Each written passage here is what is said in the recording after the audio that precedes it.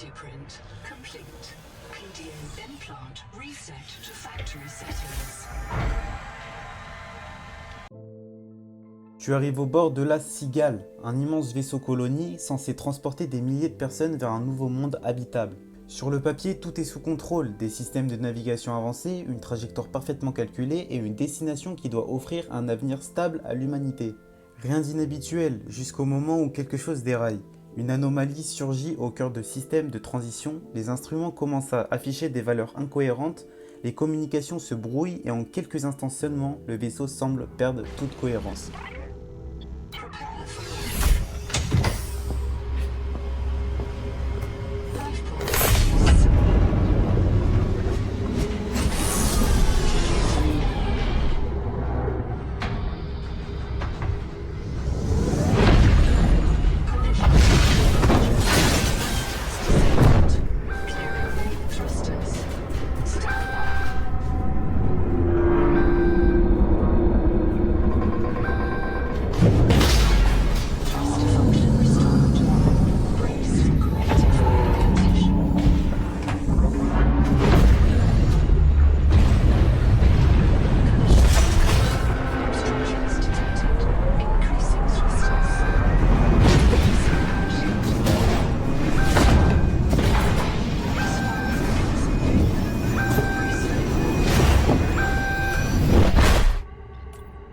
Puis, plus rien. Le silence. Le silence retentit et quand tu reprends connaissance, ce n'est plus la destination prévue qui t'entoure, mais un monde totalement inconnu. Proteus, une lune océanique infinie recouverte d'un seul et même biome aquatique, qui s'étend à perte de vue. Pas de repères, pas de continent, seulement l'eau. Et quelque chose d'étrange dans la manière dont elle vit. L'écosystème ne réagit pas comme un simple environnement naturel. Certaines zones semblent presque t'observer, des structures apparaissent là où elles n'ont aucun sens logique, et la faune se comporte parfois comme si elle obéissait à autre chose qu'à de simples instincts de survie. Et surtout, tu n'es pas seul dans tes découvertes. Des fragments de la Cigale existent encore, dispersés, incomplets, comme si le vaisseau n'avait pas simplement craché, mais avait été découpé dans le trajet lui-même. Les journaux que tu retrouves, donc les boîtes noires, ne racontent jamais toute l'histoire. Ils s'arrêtent trop tôt, ils manquent de détails ou contredisent ce que tu vois autour de toi. Certains survivants parlent d'un incident, d'autres d'une défaillance systémique, mais quelques enregistrements laissent entendre quelque chose de plus troublant. Et si ce n'était pas un accident? Et si la trajectoire avait été corrigée, ou pire, guidée? Pourquoi une colonie entière serait-elle envoyée vers un monde dont personne ne parle jamais clairement? Mais une idée commence à s'installer doucement. Et si Proteus n'était pas une destination perdue, mais une destination cachée ou un test, ou peut-être même un endroit qui attendait simplement que quelqu'un vienne s'y échouer. Et dans les profondeurs, là où la lumière disparaît complètement, une autre question apparaît encore plus inquiétante. Qu'est-ce qui a vraiment provoqué la chute de la Cigale? Et qu'est-ce qui ici pourrait encore être en train de te regarder sans que tu le vois?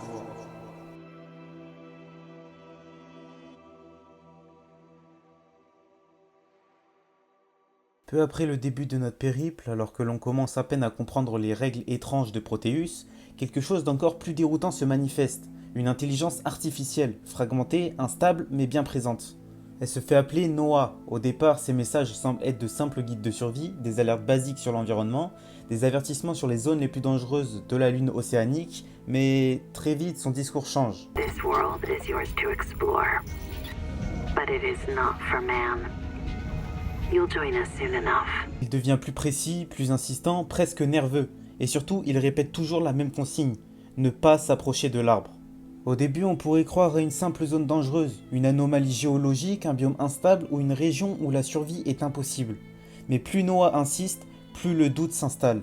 Pourquoi une IA conçue pour assister les survivants insisterait-elle autant sur un seul et unique endroit? Pourquoi ce mot revient-il constamment comme s'il représentait bien plus qu'un simple point sur la carte?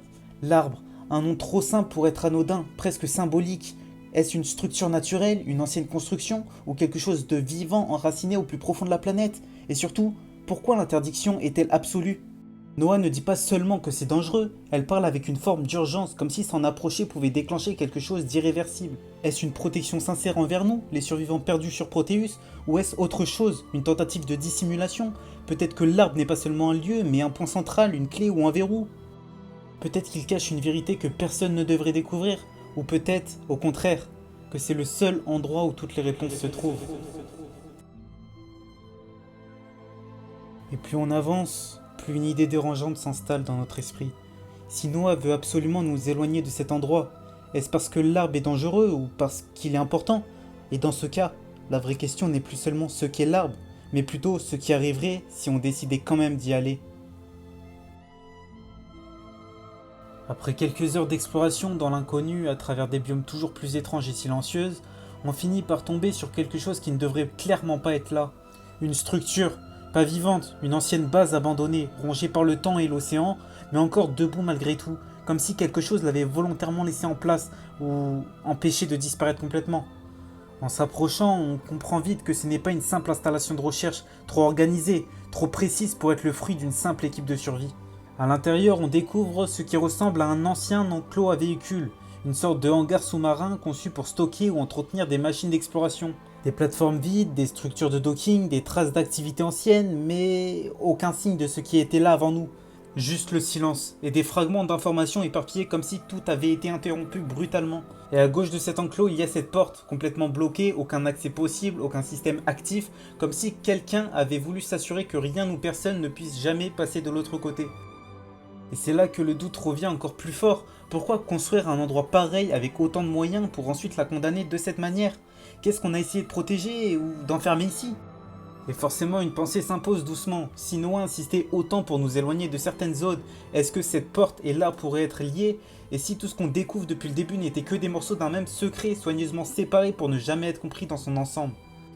Après plusieurs heures à explorer les alentours, on finit par découvrir quelque chose d'étrange dans les profondeurs. Non loin des roches thermiques, cachées parmi les failles volcaniques et les courants brûlants, se trouve une boîte noire contenant un code d'accès oublié. Sur le moment, il ne semble pas avoir beaucoup d'importance, mais en recoupant les informations trouvées dans la base abandonnée, une évidence apparaît. Ce code correspond en réalité à la porte du hangar à véhicules que nous avons découverte plus tôt. On retourne alors vers l'installation. Après avoir saisi le code, les mécanismes se mettent en marche et la porte s'ouvre. Derrière elle se trouve Noah, du moins c'est ce que l'on croit au début, car dès qu'elle prend la parole, quelque chose paraît anormal. La voix est différente, plus humaine, plus fatiguée, et très vite elle révèle la vérité. Ce n'est pas Noah qui parle. La présence qui utilise l'IA se présente sous le nom de Sophie Boucher, une sorte de conscience résiduelle, un fantôme numérique prisonnier du système depuis des années.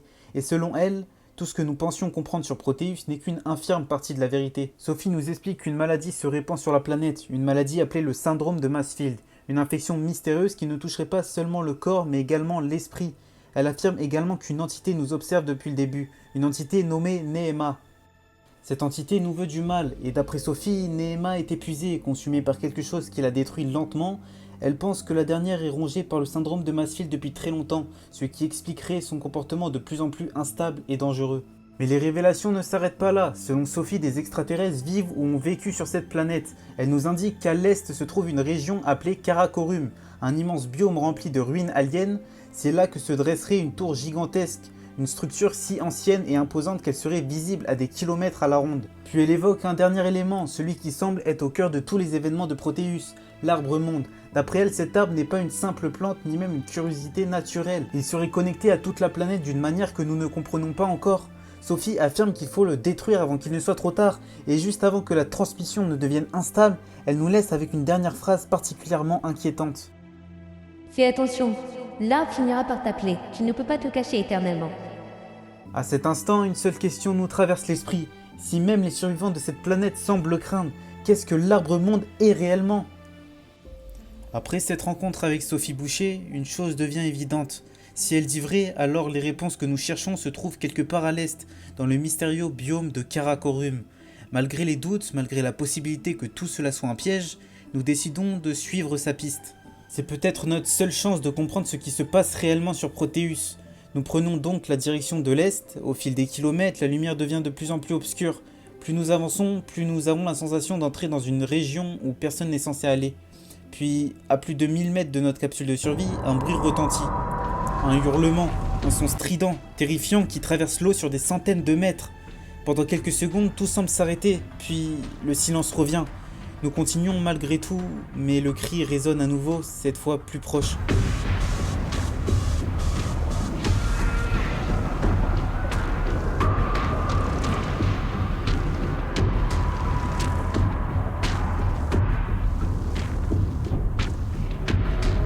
Detecting artificial towers in this region.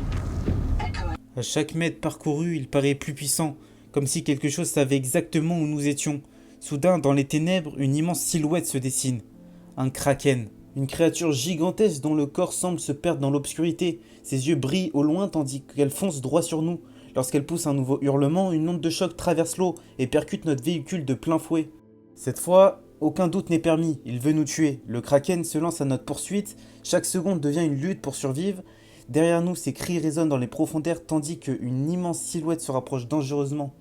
À plusieurs reprises, nous pensons que c'est terminé, un seul faux mouvement et nous finirons engloutis dans les ténèbres de Proteus. Mais contre toute attente, nous parvenons à lui échapper. La poursuite continue pendant plusieurs minutes interminables avant que la créature ne ralentisse progressivement. Puis alors que nous avançons toujours plus loin vers l'est, quelque chose d'étrange se produit. Le kraken abandonne. Peu à peu, sa silhouette disparaît dans l'obscurité jusqu'à ne devenir qu'une ombre lointaine. Donc nous avons survécu, mais alors que nous reprenons notre souffle, une question commence à nous hanter. Pourquoi s'est-il arrêté? Et si son objectif était simplement de nous tuer, pourquoi ne pas nous poursuivre davantage? Pourquoi abandonner précisément à cet endroit? Et tandis que nous observons les profondeurs qui s'étendent devant nous, une idée inquiétante s'impose peu à peu. Et si cette créature ne gardait pas son territoire? Et si elle essayait surtout de nous empêcher d'atteindre la zone suivante? Le chemin est encore long, mais après tout ce qu'on a découvert, il est hors de question de faire demi-tour. Nous sommes déterminés à comprendre ce que se cache derrière l'est de Proteus. Les révélations de Sophie Boucher ont soulevé plus de questions qu'elles n'ont apporté de réponses. Et désormais une seule chose compte, vérifier si elle disait la vérité. Pendant de longues minutes, nous avançons dans les profondeurs, puis quelque chose apparaît au loin. Au début, ce n'est qu'une silhouette, une forme sombre qui se détache à peine de l'obscurité, mais plus nous avançons, plus ces dimensions deviennent impossibles à ignorer. La structure est gigantesque, immense, et surtout, elle monte vers la surface comme une aiguille plantée dans les profondeurs de Proteus. Une tour, pas une formation naturelle, pas une construction humaine, son architecture est totalement étrangère à tout ce que nous connaissons. Les matériaux, les formes, les proportions, tout indique qu'elle a été bâtie par une civilisation extraterrestre. À cet instant, le doute n'est plus permis.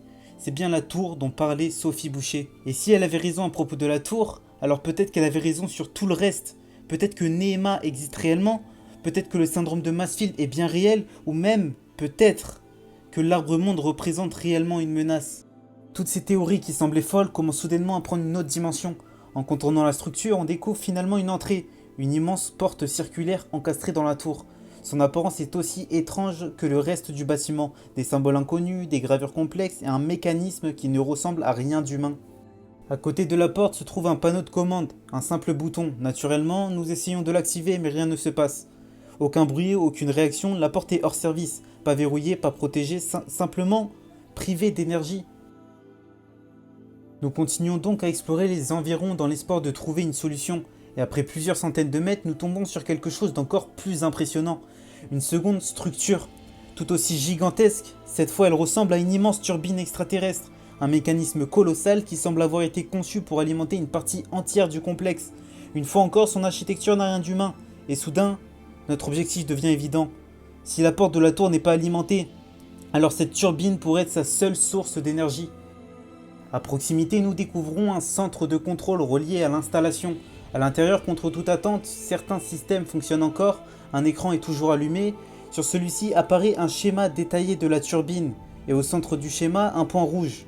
Une alerte, comme si le système signalait une panne critique. Nous analysons les données puis partons inspecter directement la structure, et très vite nous trouvons le problème. L'une des immenses pales de la turbine est brisée. Une partie du mécanisme est totalement endommagée, empêchant l'installation de fonctionner correctement depuis des années. Nous n'avons désormais plus aucun doute. Si nous voulons entrer dans la tour, nous devons d'abord remettre cette turbine en état. Nous passons alors plusieurs heures à effectuer les réparations nécessaires avant de retourner vers le centre de contrôle. Face à nous se trouve maintenant le panneau d'activation. Si tout fonctionne comme prévu, il suffira d'appuyer sur le bouton. Et après tout ce chemin parcouru, nous sommes peut-être enfin sur le point de découvrir ce que cache réellement cette mystérieuse tour extraterrestre.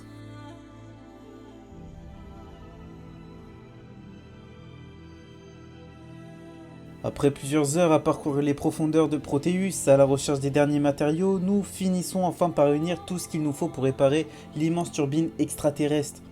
Une fois les réparations terminées, nous retournons dans le centre de contrôle. Face à nous, un unique bouton, nous l'activons, puis la structure entière se met à trembler. La turbine commence lentement à tourner, d'abord doucement, puis de plus en plus vite. Les immenses pales reprennent vie après des années d'inactivité, jusqu'à atteindre une vitesse complètement folle. L'énergie semble de nouveau circuler dans tout le complexe alien. Notre premier réflexe est alors de retourner vers la gigantesque tour. Une fois devant son immense porte circulaire, nous appuyons à nouveau sur le bouton qui était auparavant hors service. Cette fois, un grondement résonne dans toute la structure. La porte s'ouvre lentement. Nous pénétrons enfin à l'intérieur. No living thing has Dès les premiers instants, l'architecture nous laisse sans voix. Tout est immense, parfaitement conservé, comme si cet endroit attendait depuis des siècles que quelqu'un vienne le réveiller. Au centre de la première salle se trouve une sorte de planétaire gigantesque. Impossible de savoir exactement ce qu'il représente, mais tout laisse penser qu'il pourrait s'agir de la galaxie ou peut-être du système dans lequel se trouve Proteus. Nous poursuivons notre exploration jusqu'à atteindre une plateforme située bien plus haut dans la tour. À côté de celle-ci se trouve un nouveau bouton. Nous appuyons dessus et soudain une voix retentit. Ce n'est pas une voix humaine, son ton est froid, ancien, presque mécanique, mais avec quelque chose de profondément vivant. Une voix extraterrestre. Les arbres du monde se meurent de leurs branches semblantes. Les racines des arbres nourrissent le monde, et le monde nourrit les arbres. Les uns ont besoin de vous, comme nous avons besoin de vous. Et les racines dépérissent, le cœur nu, les pères s'assombrit, l'espoir demeure. Franchissez la grande fosse pour atteindre sa nature. Trompez les terres, les chaînes de l'arbre se livrent peut-être en elle. Trompez-les espères, soignez cet arbre. Attention, les chrétiens sommeillent sous l'arbre. Ils ont peur de vous. La langue Axel fait référence à une forme de vie, de glace qui dure plus temps. L'horizon en tant que arbre monde, une crypto-civilisation alien se trouve sous l'arbre monde. Désignation du site. Statut du site. L'entité commence alors à parler de l'arbre-monde. Contrairement à ce que Sophie Boucher nous avait confirmé, cette voix explique que l'arbre-monde ne doit pas être détruit, il doit être soigné. Selon l'entité, sous l'arbre-monde se trouverait une immense crypte appelée Xanadu. C'est dans cet endroit que se trouverait peut-être la solution pour sauver l'arbre. Mais l'entité nous met également en garde que cette crypte serait habitée par les cryptiens. Une civilisation qui craindrait profondément les humains et qui pourrait nous considérer comme une menace. Puis vient sans doute la révélation la plus incroyable depuis le début de notre aventure. L'alien décrit l'arbre-monde comme un organisme de classe Titan. Titan, une classification totalement inconnue dans l'univers de Subnautica. Jusqu'à présent, les créatures les plus imposantes appartenaient à la classe Léviathan. Alors que signifie réellement cette nouvelle catégorie? Existe-t-il des créatures de classe Titan cachées dans les abysses de Proteus? Ou bien l'arbre-monde est-il lui-même une créature vivante d'une taille si colossale qu'elle dépasse tout ce que nous avons connu jusqu'à présent? Petit à petit, le puzzle commence enfin à prendre forme, mais plus nous découvrons de réponses, plus de nouvelles questions apparaissent, et c'est finalement là que s'arrête pour le moment l'histoire de Subnautica 2. Le jeu étant encore en accès anticipé, plusieurs chapitres sont toujours encore en développement. Il faudra donc patienter encore quelques temps avant de découvrir ce que cache réellement Proteus, et surtout ce qui est vraiment l'arbre. Et voilà les gars, c'est la fin de cette vidéo, j'espère qu'elle vous a plu. Si c'est le cas, n'hésitez pas à liker, à commenter, à partager la vidéo et surtout à vous abonner en activant la cloche des notifications pour être informé des prochaines vidéos. De toute façon, ce n'est pas fini, ce n'est qu'un chapitre et on en a encore à découvrir. Et je ferai d'autres histoires bien évidemment sur ce jeu quand les autres chapitres sortiront. En tout cas les gars, je vous dis ciao ciao.